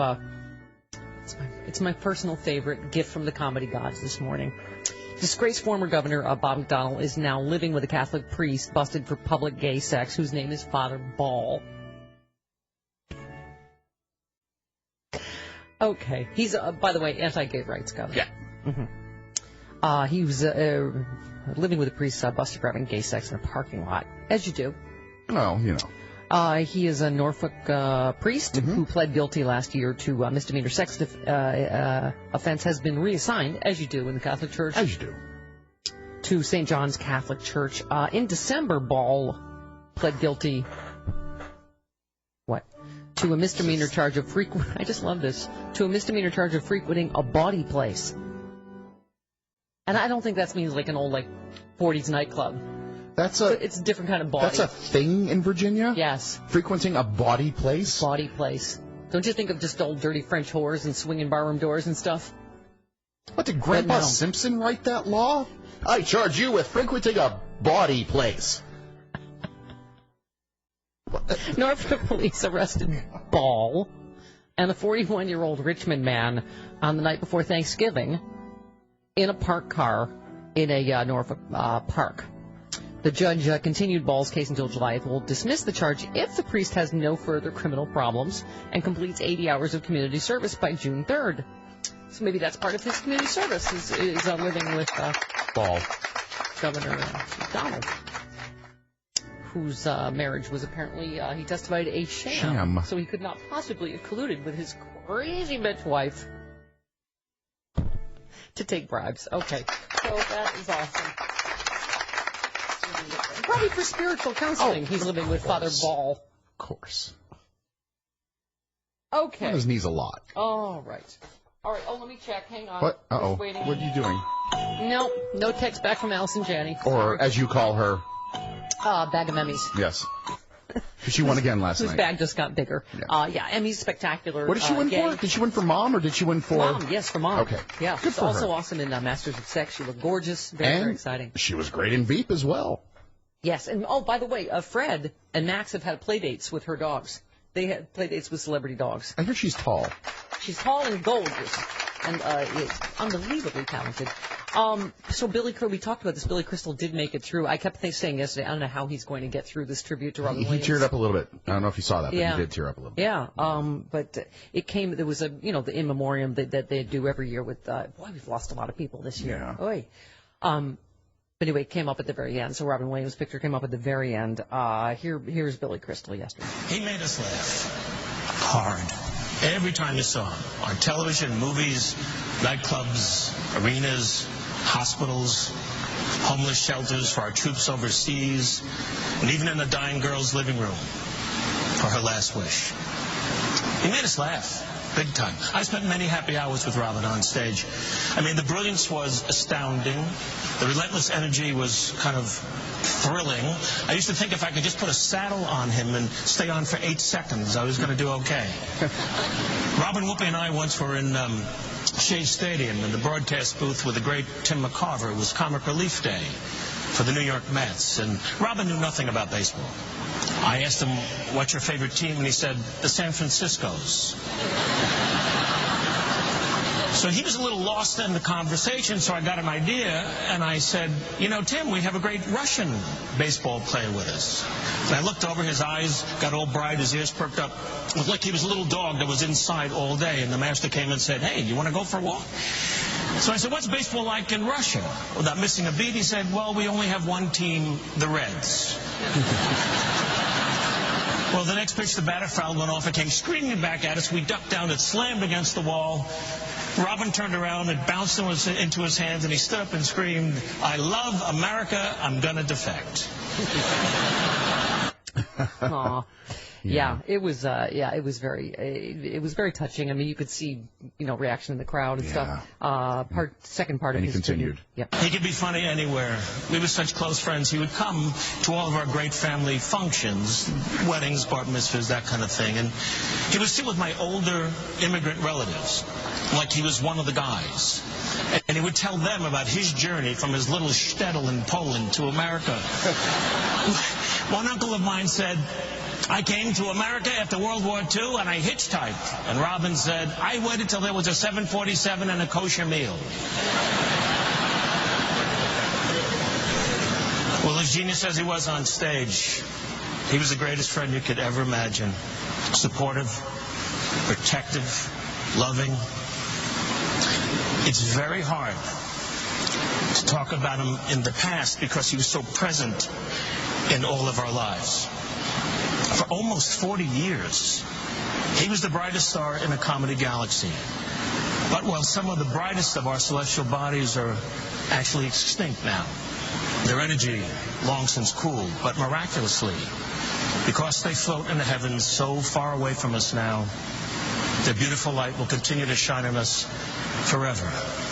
And the glow will be so bright, it'll warm your heart. It'll make your eyes glisten, and you'll think to yourselves, Robin Williams, what a concept. Aw, yeah. Right. Oh, see, tearing up again. All right, Stephanie in Madison, you're on the Stephanie Miller Show. Hi, Steph. Hey, Steph. Well, God, I better go past through that. Oh, sorry. You know what? What? This whole thing with Robin, and I'm a very depressed person, and it's really hard. I'm a caregiver now for my mom. But you know what? This whole crap down in Missouri has given me a new challenge, which I knew when I was, going door to door for Obama. But, I think, but I don't mean to say it like this, where are all the white people at? But we need a bunch of white people there saying, you know what, this is really crappy. And wait, Steph, the one thing, we pointed this out yesterday, but I think, that does at least make me feel better is if you look at these protests, there's a lot of white people and black people there. And, that we all feel, but what I'm saying is, there was this support Darren Wilson thing, all white people at this rally for the. Well, thank God, and it just breaks my heart, and I will live on just to make sure people aren't such asshats. But I have to tell you, despite them, good for you. Yeah, just despite their little poopy heads. Yes. Anyway, right, yes. Walker is using the tunnels now to leave the Capitol like the rat he is. There's tunnels all around our system because, he's not so popular. So, you know what? Mary Burke might not be our dreamiest candidate. Yeah, but they're neck and neck, Steph. That's what I was saying. If you read the Daily Beast piece today. Vote for Mary Burke. Just, don't go in the bathroom and say, Mary Burke, Mary Burke, Mary Burke. There you go. That is. All right. Yep, do it, Wisconsin, do it. And offered as good a reason as any for all of us to keep living, just to spite the asshats. Yes, absolutely. Just live out of sheer spite. I'm doing it. Faustin, you're on the Stephanie You'll show them. Yes. Hey, Faustin, in Maryland. Hello. Hi, Chris. Hello. Hi. Hey, listen, I love you guys. Can I say a couple of things? Okay. Yes. First, about Al Sharpton. The Republicans are absolute proof that nobody's perfect. And I'm totally oblivious to anything they say about anybody at any time. Yeah. Okay. Now, could I be the official Vietnam veteran ex-paratrooper second level? Wow, okay. Awesome. Hello. Yeah. Okay, Stephanie, I wanted to ask you, if I send you a hat and a T-shirt brand new out of the factory, I was wondering if you would wear it on the air. Sure. You don't have anything against ex-paratroopers or paratroopers in general? No, I do not. Why would I? She's a well-known paratrooper hater. Yes, here. Hang on. We'll put you back on hold, and Travis, give him the mailing info. Okay. Oh, boy. Why? Did someone say I was? Okay. No. All right. 16 minutes after the hour. All right, Bob Seska of the Daily Banter coming up. Much more as we continue on the Stephanie Miller Show. It is the Stephanie Miller Show. Welcome to it. 21 minutes after the hour. 1-800-STEP-12, the phone number. Toll free from anywhere. Let's go to Lynn in Colorado. Hi, Lynn. Welcome. Well, good morning, my darling. How are you? Good morning. Good. If you haven't heard back from Allison Janney, I've been accused of sounding like her. Will that do? It's close enough. You kind of do. Okay. And I'd also like to be the official teleprompter of the Stephanie Miller Show. All right. You saw last night what happens when the prompter goes off. Key and Peele could barely see. They were hysterical. That was funny. Yeah. That was funny. I don't know how you guys do it without a prompter. I don't. For 3 hours. Geniuses. Anyway, I just wanted to relate a comment I heard. This was in the late 80s, and it's still happening today, obviously, but a bunch of us were all having dinner together, and a friend of mine was dating a new guy, and he was a Denver cop. And so I was sitting next to him. I just asked him, so what made you want to be a police officer? He said, I grew up on the south side of Chicago, and I hate, and he said the N-word. Ooh. Oh. And my husband and I looked at each other and both said at the same time, let's go. Wow. It was just horrifying. Wow. That was, it started out sounding like that Chicago song that I love. I grew up on the south side of Chicago. My daddy was a cop. And then it all took a turn for the east side Chicago was the song. We've had this fight before. I love you too, honey. We've had this fight before about whether there actually is a... There's a really tiny east side. Okay. You claim it's the lake. Well, it's pretty much the lake. All right. Love letter. John and Marin County, side of the... Or Marin. What'd they say? Marin. Oh, Marin. You're right, Marin. Sorry. I'm like, where's Marin County? Dear Steph, my jaw hit the floor in shock delight when you wore a sexy black Brood and Marin T-shirt last week. I took it as a sweet, subtle homage to Robin Williams. Yes. I just got it recently. And had to thank you for the lovely gesture. I live right across the street from the Marin Brewing Company restaurant, bar and brewery, where Robin used to go. Oh, cool. When you tire of the L.A. scene, getting close. I can only fantasize you'll move here to Marin County and moonlight as a barmaid at the brewing company dispensing fart jokes. Why not? Also, a brand new Soul Cycle just opened right next door to the brewery and a sushi joint. And there's a busy dog park across the street from Max and Fred. It's bike trail heaven at the foot of Mount... Tam? Right, something. The county is bulging with more... They call it Mount Tam because nobody can say it. Right, that's C. Uh-huh. The county bulging with more gorgeous lesbians per square foot than anywhere in the U.S. Now we're talking. All right. And you can count the Republicans in the county on less than one hand. Nicely done. Yeah. I'm sure the Marin Brewing Company would be more than Marin. Or Marin. Would be more than willing to remove the rename the joint. You can't move to there until you can pronounce it. Marin. Would be more than willing to rename the joint the Itchy Kitty in your honor. Okay, good. Let's work on that. Let's work on Mama's retirement class. I love Marin County. great? Gorgeous. Oh. All right. So Paul Ryan, I never get. So he was part of the ticket, just lost in a landslide. He was asked about the possibility of running for president. He said he and his family will take that very seriously and weigh the decision next year. He says the 2012 ticket lost for many reasons. Right, and you would have been the number 2 reason. Right. There was the number 1 reason, and then you were the number 2 reason. But good luck. Aww. Okay. He also, he was just doing a book signing on Florida, and he was confronted by a group of dreamers. Uh-huh. It's very awkward for Republicans and when they're confronted with dreamers. With real people. Right. As they say in Veep. She sounds agitated. She must be talking to a real person.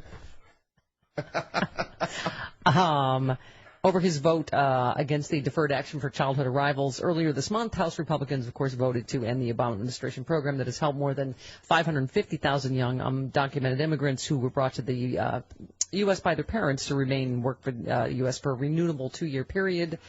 The Dreamers said a couple of weeks ago you voted for defunding DACA. That's the name of the bill. It would put me and my sister up for deportation. We just had a question. Do you want to deport me and my sister? He, of course, ignored the question. You either, like Rand Paul, turn tail and run in your teeny little boy's ice cream carnival Barker shirt, whatever that thing was he was wearing. It was a Farrell's uniform. Or you pretend like you suddenly can't hear, which is what Paul Ryan went with. He ignored the question. He pressed the activists to read the position in the book. Don't you love when they ask? It's like, just answer the question. Instead of plugging your book. It's in the book. I'm not going to talk to you in person. You have too much brown skin, but just buy the book. And then the activists were escorted away. So you either skedaddle in your Farrell shirt, or you pretend that you can't hear and then have them hustled away. Okay. Yes. Or you stand there like the stunning Steve King and just be condescending. At least you have the decency to stay there and be really condescending to them. And keep asking them if they speak English while he was having a conversation with them in English. Right. All right. Rand Paul doing some Hillary bashing yesterday. We're worried that Hillary Clinton will get us involved in another Middle Eastern war because she's so gung-ho. Okay. He's trying to... I will say he is more isolationist than Hillary. Yes, he is. Here he is again. If you want to see a transformational election in our country, let the Democrats put forward a war hawk like Hillary Clinton, and you'll see a transformation like you've never seen. Oh, they. Well, in my opinion, I think he has a point. Except that, first of all, they're never going to nominate him. No. But I don't think. But in the second place, at least, like as I've said many times, I think that's unfair to paint her as a war hawk. I think at least she said she was wrong about Iraq when compared to Rand Paul, though. Well, yes, that's why I'm saying they won't. Well, I think he's carving out a bit of a dangerous niche for himself for Democrats. If they nominate Rand Paul, Lindsey Graham will scream like Sarah Palin in the Ice Bucket Challenge. Yes, but don't discount what Rand Paul is doing. What he's doing is very dangerous for Democrats. Yeah, that's what I said. Okay. We talked about that a long time ago. That it's going to be a lot of issues are all over the place on if he's the nominee, but I just don't think he's going to be. Sam in Chicago, you're on the Stephanie Miller Show. Hello, Sam. Hey, Stephanie. Look, quick question, quick comment on that Michael Brown shooting. I don't know if you heard anybody calling for the police to use more non-lethal type technology in their interventions. Well, yeah. Like not so much. Well, like tase before firing, right? Okay, what's wrong with my taser? Like after he's pulled the trigger like 4 times, says, "Oh no, I got the gun instead of the taser." And right. So maybe that's the reason why he got so many bullets off. Right. Well, I mean, particularly in a situation like Michael Brown, where he knew that he was unarmed. I mean, it's yeah.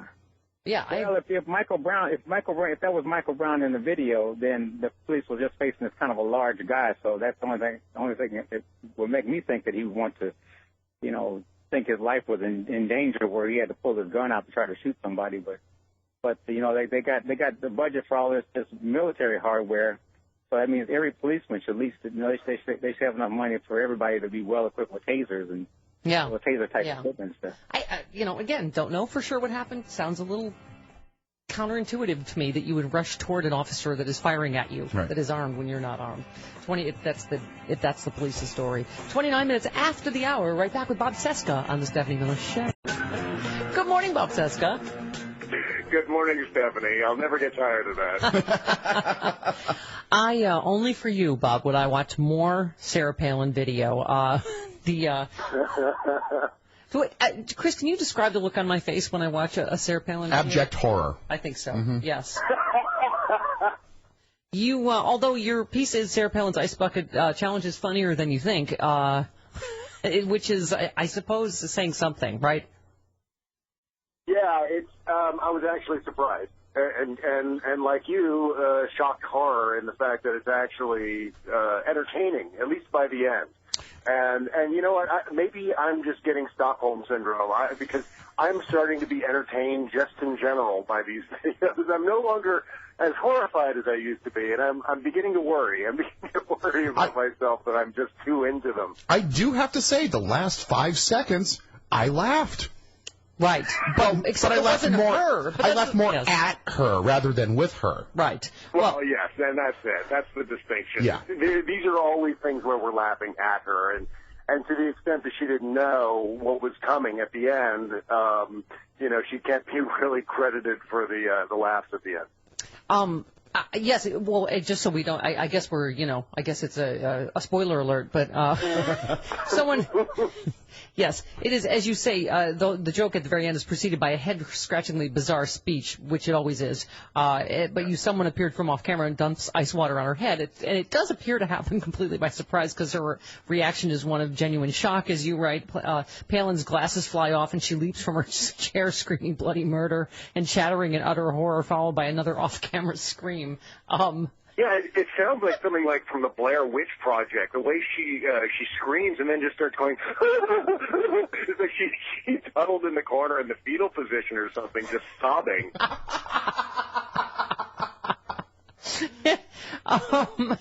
Yeah, it is preceded, as you say, by the longest 30 seconds of your life. Watching Sarah Palin adding 2 ice scoops to a glass, then half filling it. She never finishes anything all the way with Diet Pepper, then replacing the cap on the bottle. Is like a Sisyphean endeavor that goes on for what seems like 9 hours. Yeah, I think that's my abject horror face, is I'm like, she is just an oddity to me. It's like I'm going, you are like a prop comic. You were going to be a heartbeat from the presidency, right? That's right. And in fact, one of the funniest things about this video is the props. She really looks like she's like at an Etsy trade show, or she's hosting her own rummage sale in the garage or something, because she's got just random items like Steve Martin at the end of the church goes around and says, all I need is this paddle game and this thermos. It's like she went around her house and said, all I need on the set today is this conch shell and this box of pine cones and this random... and this thermos. Yeah. Right. Yeah, I mean, it really is bizarre, that whole, and then as you're saying, when she's scribbling very, it's like she's doing an imitation of someone writing a check out, very dramatically. Like Jon Stewart does at the top of the Daily Show. Right before he welcomes everybody to the Daily Show, he does that big dramatic scribble on his script on his desk, and that's kind of what she does on her check. And I'm wondering either she was pretending to write a check, or that's how she actually writes a check. Yes, exactly. Is she always that dramatic? And then, thank God, you finally pointed something out that I haven't heard anyone else point out.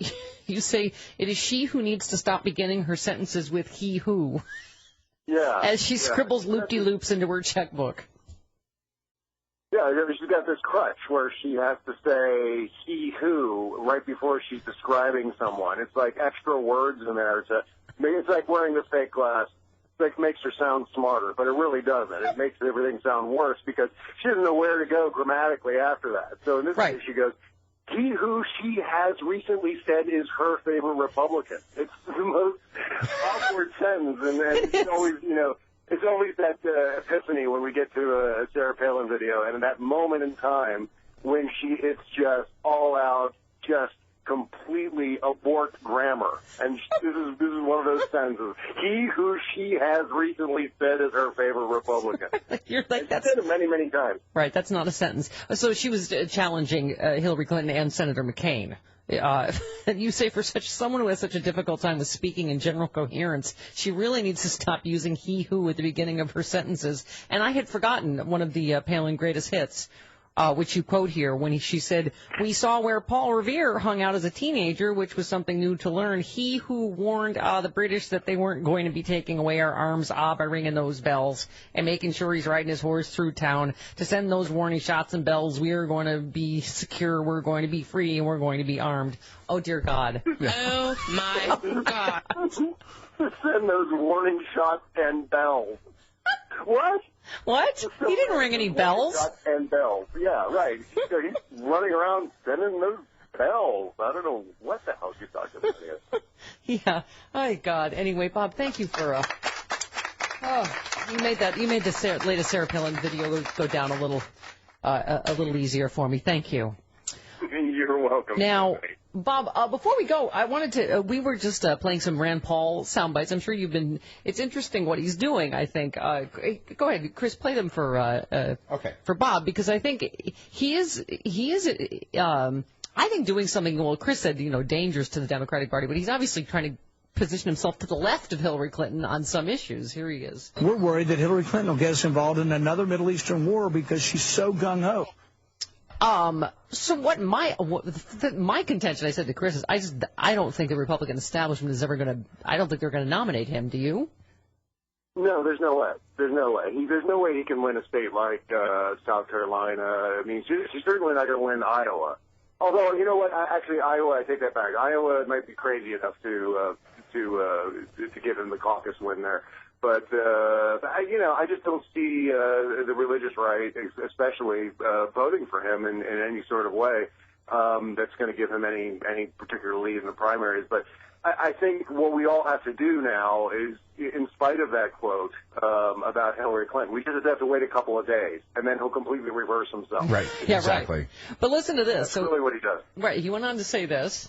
If you want to see a transformational election in our country, let the Democrats put forward a war hawk like Hillary Clinton, and you'll see a transformation like you've never seen. Well, Bob, obviously a lot of us that came out, early for Obama, it was because we felt, he obviously was to the left of her on issues like that. But, as you and I always talk about, I think it's all relative in that this Republican Party has gone so far right to try to call Hillary Clinton, who at least has said she was wrong about the Iraq War, a war hawk along the lines of the Republican establishment like McCain and Graham, I think is absurd, don't you?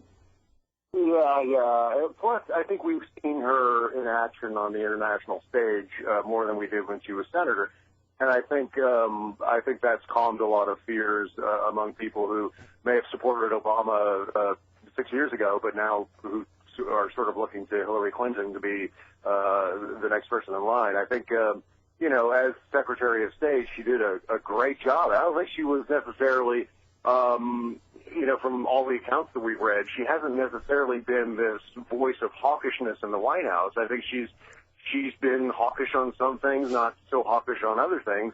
And I think that's calmed a lot of fears on that end. But I mean, it's going to be Rand Paul's entire thing now to kind of concern troll with the Democrats to say, I don't know if you want to elect this person because she's all kinds of hawkish, and then turn around and say, hey, you know what, we ought to start droning guys who rob liquor stores. Right. It's just like, it doesn't make any sense, and then he's going to reverse himself every single time. Every single time he says something like this about Hillary Clinton, the left is going to go, hooray, let's support Rand, let's stand with Rand, and then 3 days later, he's going to say something that's completely the opposite, and then everyone's going to look stupid. It just occurred to me in your that ridiculous he who whatever construction in the Sarah. It does occur to me that she's doing a little bit of the same thing, right? Hillary's favorite Republican. I mean, it's sort of trying to tie her to being, more hawkish. But I mean, once again, I think you cannot compare. I was just citing this piece in the HuffPost, the media and John McCain, how someone always wrong is always on TV, and you got to go back and remember it's in the I'm reading here in the lead up to the Iraq War. Senator McCain told anyone that would listen there was a link between Saddam Hussein and Al Qaeda. He liked Dick Cheney, thought we would be welcomed as liberators. It goes on and on. I mean, I would contend that Hillary was shown the same cherry-picked and twisted intelligence, and still has said I still was wrong on Iraq. Yeah. So by the way, you'll never see Chuck Todd acknowledge the fact that John McCain was photographed with members of ISIS. Right. When he was in Syria. Yeah. Why hasn't he been asked about that, John McCain? Well, it's not Chuck Todd's job to interfere with what the Republicans are leading in their disinformation campaign. Yeah, I said that I don't think it's going to be any better than with David Gregory. Do you? No, not at all. Yeah. I mean, you want to talk about a lateral move? Yeah. Go from David Gregory to Chuck Todd. I mean, it doesn't make any sense as far as any sort of real serious change. It's just they're both the same person. They just they dress differently and they have different facial hair. But you're right. It's that whole mainstream media thing of access that they're going to ignore every single thing that McCain and Lindsey Graham have been wrong about to have them on again, to be wrong again, right? Yeah, that's right. I mean, we don't need more of the same. I mean, if they want to put Chuck Todd in there, why don't they just keep David Gregory? I don't get that move at all. There's that entire sort of orbit of people who circulate around Morning Joe, and I think they're continuously going back to that well for these shows, and they shouldn't, because no one wants that. I mean, it's fine on Morning Joe, but no one wants that on Meet the Press. I mean, we're looking for someone who can be dispassionate, to be someone who's tough, someone who's going to hold everyone's feet to the fire, to fact check, to debunk things. And you're just not going to get it from Chuck Todd, just the same way we didn't get it from David Gregory. Yeah. Oh, well, same, different day. All right. But if it's Sunday, it must be. Okay. All right. Bob if Seska. It's Tuesday, it must be Bob Seska. Bob Seska. All right. All right, honey. Great stuff as always. Talk to you soon. Thanks, Devin. All right. There he goes, Bob Seska. That Seska thing. Yeah. All right. 46 minutes after the hour, back with the remaining moments of the Stephanie Miller Show. Yeah. It is the Stephanie Miller Show. Welcome to it. 51 minutes after the hour. Tomorrow, sexy liberal Carlos Alzraki. Yeah. Right in here. Coffee with Carlos. Yep. 1-800-STEPH-1-2, the phone number, toll free from anywhere. Michelle in Pittsburgh, you're on the Stephanie Miller Show. Hi, Michelle. Hi, Steph. Hi, Chris. Hello. I actually have some happy, clappy political news. Yes. Duke, a 7-year-old Great Pyrenees, was elected mayor of Cormorant, Colorado the other day. I got it right in front of me. He is handsome and romantic. Oh, good. Isn't he, though? I know. I was hoping Travis could get the picture of that for you. Yes. He looks very. I think I'm going to get Max and Fred mayoral sashes. He looks quite. I know, really. Dapper. Yeah.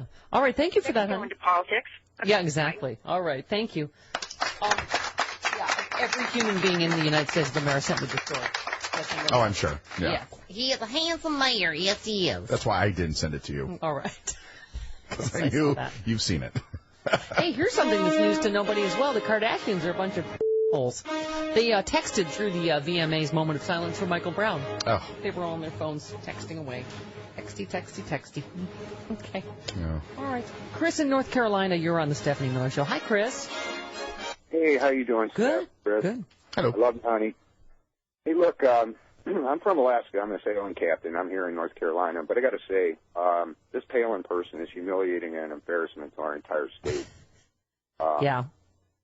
Secondly, when I was up there, I was in... as you know, I mentioned my dad ran for vice president, so I think because he's always right behind me in this Goldwater Miller poster, that when I watch something like that, I somehow envision my father watching that and just imagine him doing some sort of weird prop comedy. Yes. Yeah, but go ahead. I mean, all right, look, I was printing up the textbooks for the state of Alaska Police Department, the training place, and it had a very shocking picture where it showed a line drawing of a male nude, and the quote was, "This is your enemy." And I got to say, Officer Friendly is dead. My point is this. We have a fundamental problem in this country with our attitude. It's not about whether the state or the government or the feds can make things better. They are what they are because we have acquiesced to it. There's about 5 different fundamental points that create a fascist regime, where the corporations become the government, becomes the military, the police become militarized, they instill fear in the citizenry to gain compliance, mass incarceration, and the hallmark of a Nazi regime, and this is what really needs to be talked about. The hallmark of a Nazi regime is when the law is enforced on the street and not in a courtroom. And we've got every single one of these points alive and well. In fact, with our incarceration rate, we make the Nazis look like pikers. Yeah. We've let it happen. We have let it happen. And I mean, I mean, I don't know that we're that close to Nazism, but I mean, what I've said is that, you know, particularly, you know, what happened in Ferguson, a lot of it, you know, just even the policing, it's part of our crazy gun culture. I think you got to start with that because we were talking about how, what was it, in Japan? 0 people have been shot and killed by police, but it's because they're not armed. And some of they were talking about the UK, a lot of the cops don't have guns, but they don't have guns because the citizens don't have guns. So, you know, we're all armed to the teeth. And so now it's escalated where, you know, it looks like Fallujah in Ferguson with the military stuff. By the way, one place we never will get along is on planes. We just cannot get along. No. We cannot. United flight diverted after passengers fight over legroom. Of course. As you do. A United flight from Newark to Denver was diverted because 2 passengers were fighting over a little bit of legroom. A woman and a man both seated in economy plus. That's where all the trouble starts. Because how much is plus? How much is too much? How much is too little? Well, in economy plus, you're paying for extra legroom. Right. Here's what happened. It comes with extra legroom. They were at each other's throats because the man attached a knee defender device to his seat, preventing the woman in front of him from reclining. That's a little device that you wedge in between your tray table and the seat in front of you to prevent the person in front of you from reclining. Right. United Airlines and other U.S. carriers have banned the device. It's like a $22 device. Yeah. But, right, so it's not, that's why they don't allow it, because you can't, okay.